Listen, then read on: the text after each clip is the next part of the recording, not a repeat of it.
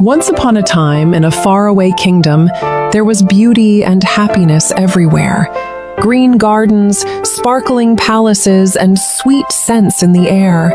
It was a place where people lived in peace. The roses are lovely. Here you are. In this kingdom lived a beautiful woman named Julia. She was 100 years old, but her face and appearance were so young and attractive that no one could believe her age. Her face shone like a diamond in the dark night, or like the rarest gem in a prince's crown. Her long golden hair flowed in the soft evening breeze, looking as if the last golden rays of the sun had turned into silk strands. Her cheeks were lightly pink, like the first morning rays had touched them. Her eyes were so deep and sparkling that anyone looking into them could get lost. To keep her beauty, Julia bathed daily in a pool filled with milk. This milk, which was the secret of her beauty, was later shared with the people, so that everyone could receive its blessing of purity and grace. But behind this shining face, this smile, and this youth, a very dark and frightening secret was hidden. To stay young and beautiful, Julia drank the blood of innocent little girls from the kingdom. At night, some girls would go missing. By morning, rumors would spread, but no one ever discovered the truth. People were afraid but unaware of what really happened. One day, Prince George, who was brave and handsome, visited the city.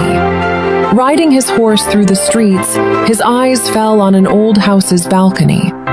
There, Julia stood silently, admiring the colorful evening sky. The prince's eyes stayed on her. His heart beat fast. At first sight, he fell in love. He secretly made a vow in his heart, "This girl will be mine no matter what happens." All night he sat in the palace treasure room. He took out the most precious jewels, diamonds, pearls, rubies, and made a beautiful, sparkling locket from them. The next morning, Prince George chose the most beautiful pink horse. He rode it and went straight to Julia's house. When he reached the door, his heart was beating fast. He was about to step inside when, suddenly, a scream that pierced his heart and froze his blood. The prince quickly looked through the window. His eyes widened in shock. Julia, who had always looked beautiful, now appeared terrifying. She was drinking the blood of a helpless, innocent girl. Her long, sharp teeth were near the girl's neck, her eyes red and full of pride. The prince immediately drew his sword and shouted loudly, "Allahu Akbar!" and attacked.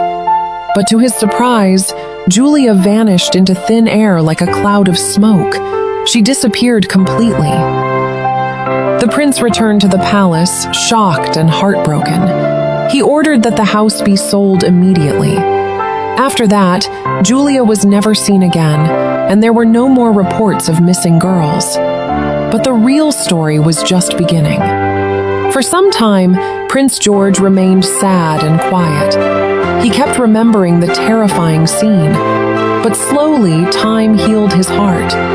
Then he became engaged to the most beautiful and charming princess of the neighboring kingdom, Isabella. The wedding ceremony was so grand and magnificent that the whole palace sparkled with lights.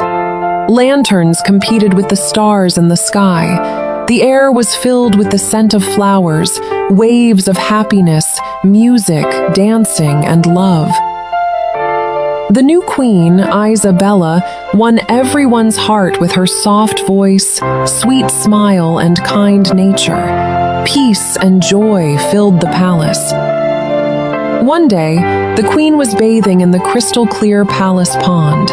Sunlight fell on the water, sparkling like thousands of diamonds. Suddenly, a small, beautiful fish swam up. In its mouth was a shiny shell. The fish placed the shell in the queen's hand and whispered softly, "Inshallah, you will have a beautiful daughter." Then the fish disappeared into the depths of the water. A strange happiness and light filled the queen's heart.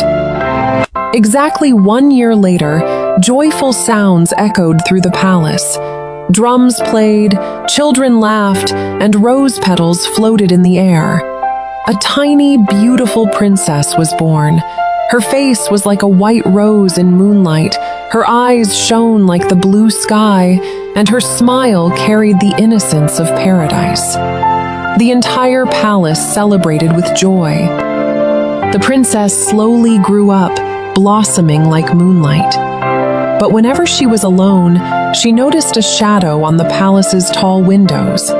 Julia, now appearing as a mysterious mist. Her eyes glowed red, her hair floated in the air, and a strange smile rested on her lips. Her long fingers moved across the glass as she peeked inside. Most children would tremble with fear, but the princess only laughed. When the princess turned 1 year old, the palace celebrated a grand festival. Rose petals floated in the air, sweet voices echoed, and waves of laughter filled every room. The king invited relatives, friends, and 13 wise fairies. But there were only 12 plates. One fairy was not invited. The 12 fairies gave the princess gifts, one by one: kindness, exceptional beauty, wealth, wisdom, and good fortune. Suddenly, the doors of the court burst open. The 13th fairy entered, shaking with anger. It was Julia, in a different form. She declared, "The king's daughter will touch the spindle on her 15th birthday and die. This is my curse." A silence fell over the court. Everyone's faces went pale. The 12th fairy stepped forward and said, "I cannot completely stop this curse, but if a true prince comes before she turns 15, he can wake her from a deep sleep." The king immediately ordered, "Every spinning wheel and spindle in the kingdom must be burned." Time slowly passed. The princess, named Hassan or Breer, grew into a very beautiful, kind-hearted, gentle, and wise young lady. Anyone who saw her felt admiration. Happiness and peace filled the palace. But the princess's 15th birthday finally arrived. By chance, the king and queen were out. The princess wandered alone through the palace.